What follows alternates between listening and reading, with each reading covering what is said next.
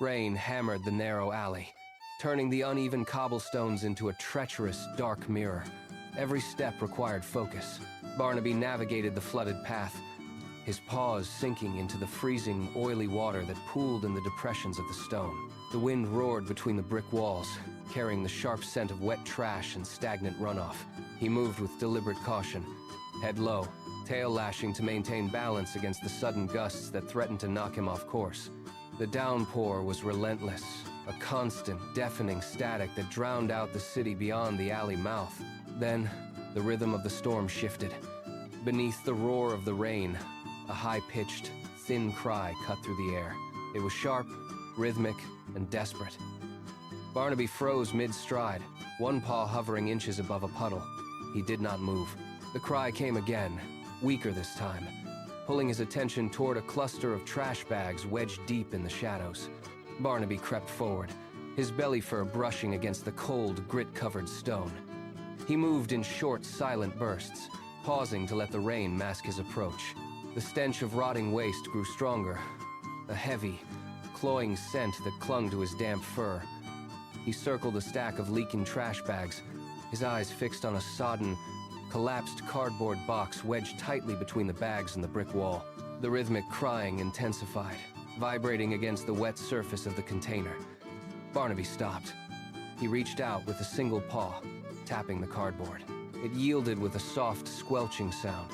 He pushed his snout into a gap in the side, peering into the dark, cramped interior. A tiny gray kitten was pinned deep inside, its body pressed against the back wall by a heavy, waterlogged flap of cardboard. The kitten's paws were scrabbling uselessly against the slick, inner surface, its claws finding no purchase. Barnaby pulled back, his amber eyes locking onto the small, shivering creature. The kitten went rigid. It let out a sharp, trembling squeak, its ears flattening against its skull. It shrank back into the furthest corner, eyes wide and fixed on the larger cat. Barnaby shifted his weight. His claws retracted as he reached toward the sodden flap. He hooked the edge, his muscles bunching as he pulled, but the wet cardboard groaned and held fast.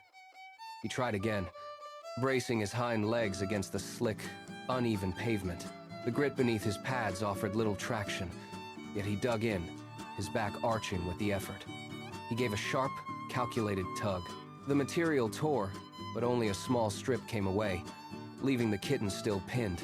Barnaby did not back down. He reset his stance, tail lashing once to find his center of gravity. He drove his weight forward, hooking his claws deeper into the softened fiber. The cardboard resisted, heavy with absorbed rainwater, but he leaned into the strain, his neck muscles corded and pulsing. With a final, violent jerk, the entire flap ripped free from the box frame. The resistance vanished instantly. The kitten tumbled out onto the wet cobblestones, shivering violently.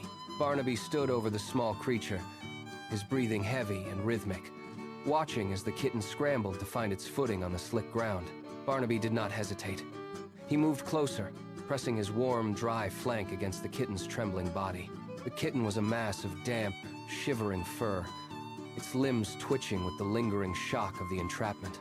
Barnaby lowered his head, his rough tongue working methodically to clear the water from the kitten's ears and smooth down the matted gray coat. He kept his movements slow and steady, a rhythmic pressure that forced the kitten to stop its frantic shaking. As the wind picked up, driving needles of rain into the alley, Barnaby hooked his chin over the small creature, curling his own body into a tight, protective crescent. They remained huddled against the brick wall for hours, until the rain slowed to a persistent, freezing drizzle. Barnaby stood, his joints stiff, and nudged the kitten with his nose. He turned toward the street, his tail acting as a guide, and led the way toward a nearby bakery. The air inside was heavy, thick with the comforting, yeasty scent of flour and residual oven warmth. He looked back to ensure the kitten followed him. They moved deeper into the shop, slipping behind a heavy stack of flour sacks. The space was tight, shielded from the drafts, and the floor was lined with discarded, coarse burlap. Barnaby circled twice before lying down. The kitten did not wait. It scrambled forward, burrowing into the soft fur of his belly. It let out a long, shuddering breath, its eyes finally closing.